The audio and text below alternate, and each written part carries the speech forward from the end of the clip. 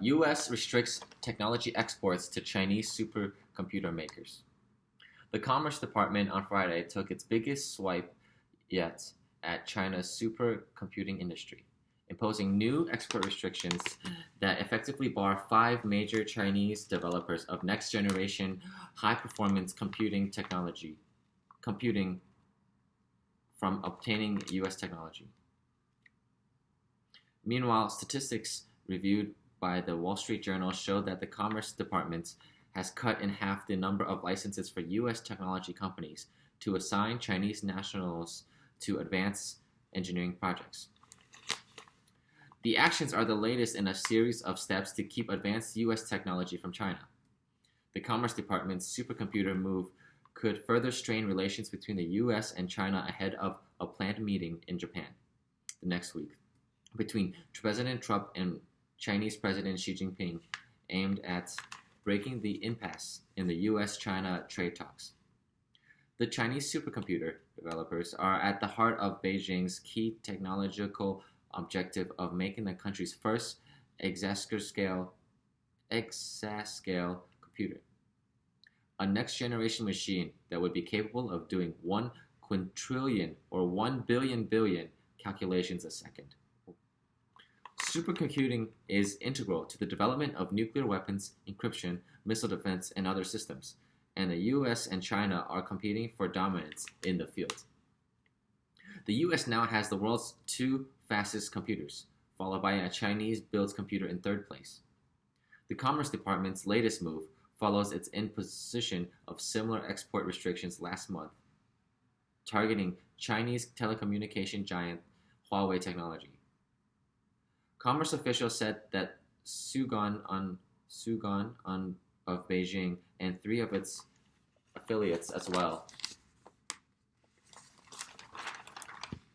as the Wuxi Institute of Computer Technology, were determined to be acting contrary to the national security or foreign policy interests of the United States, according to a rule made public Friday.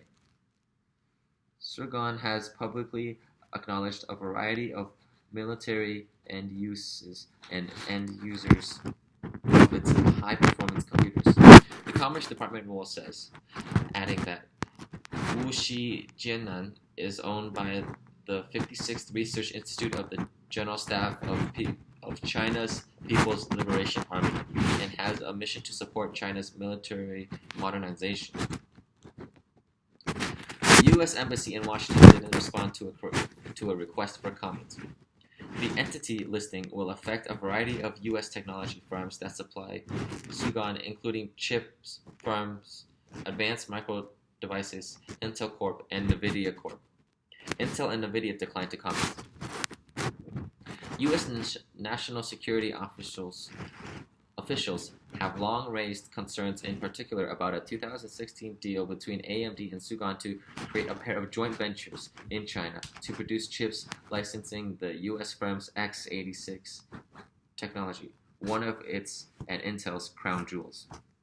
The deal also involved Sugon unit Haiguan, as well as Chengdu's Haiguan integrated circuit and Chengdu's Haiguan microelectronics technology, in which Haiguan has ownership interests. Commerce new rule adds them to the list, effectively unwinding the deal. An AMD representative said that the company is reviewing the specifics of the order to determine its next steps, adding, AMD will comply with the regulations governing the list, just as we have complied with U.S. laws to date. The immediate financial impact of the move on U.S. chip makers may be muted, Sanford C. Bernstein & Co. analyst Stacy Ragson said, but it could foreshadow more trouble ahead for U.S. companies that sell advanced computing hardware to China. If they disallow exports of high-end computing hardware to China, that would be a problem for Intel and AMD and for NVIDIA and for lots of folks, he said. Intel made more than a quarter of its revenue in China last year, though many of its customers there end up shipping products elsewhere. The commerce rule also adds another alias for National University of Defense Technology to the entity list. Hunan Guofang Kai University. NUDT was added to the entity list back in 2015 February because of its use of U.S. origin technology to power supercomputers believed to support nuclear explosive simulations and military simulation activities, according to the Commerce Department. Since then, NUDT has procured items under the alias the department found.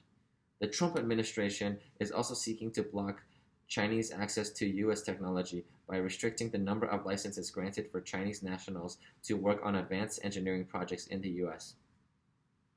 Last year, Commerce issued 350 such licenses, compared to 771 in 2017, and by far the lowest number ever since 2013, the earliest figure available, according to information obtained via a public records request from the journal that was also published on the Commerce Department website.